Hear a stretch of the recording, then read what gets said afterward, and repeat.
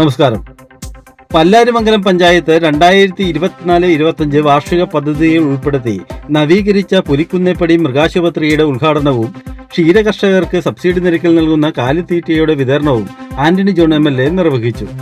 President Khadija Muhammad അധ്യക്ഷത വഹിച്ചു. Vice president OE Abbas മുഖ്യപ്രഭാഷണം നടത്തി.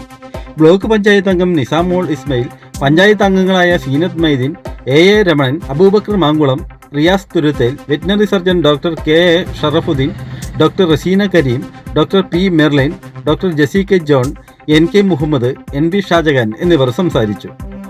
എല്ലാ വിഭാഗം ജനങ്ങളെയും കൂട്ടിയോജിപ്പിച്ചുകൊണ്ട് അവരുടെ വിശ്വാസത ആർജിച്ചുകൊണ്ട് തന്നെയാണ് പല്ലാരിമംഗലം ഗ്രാമപഞ്ചായത്ത് ഭരണസമിതി അതിൻ്റെ 5 വർഷക്കാലത്തെ പ്രവർത്തന പരിധി പൂർത്തീകരണത്തിലേക്ക് എത്തുന്നത്.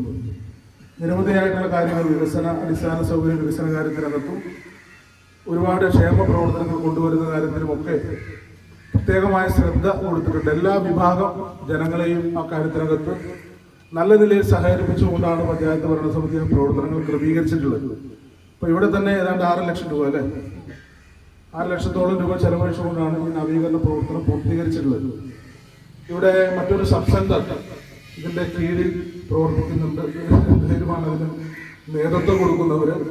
അപ്പോൾ ഈ മേഖലയുമായി ബന്ധപ്പെട്ടുകൊണ്ട് ക്ഷീര കർഷകരെ സംബന്ധിച്ച് നമ്മുടെ മണ്ഡലത്തിൽ പരിശോധിക്കുമ്പോൾ നിരവധിയായിട്ടുള്ള ക്ഷീര കർഷകർ ഈ രംഗത്ത് വളരെ സജീവമായി പ്രവർത്തിക്കുന്നുണ്ട്.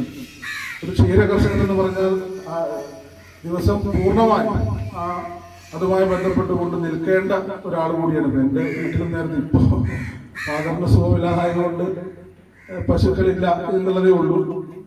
അപ്പോൾ വളരെ സജീവം ഒരുപാട് വർഷം കോഴിപ്പള്ളി സൊസൈറ്റിയിൽ, വിൽമ സൊസൈറ്റിയിൽ വർഷങ്ങളോളം പാലളന്ന ഒരു വ്യക്തി കൂടിയാണ് എൻ്റെ പിതാവ്. ഞാനും ഒരുപാട് വർഷങ്ങൾ അവിടെ പാല് രാവിലെ ഉച്ച കഴിഞ്ഞൊക്കെ കൊണ്ടുപോയി അളന്നൊരു വ്യക്തി കൂടിയാണ്.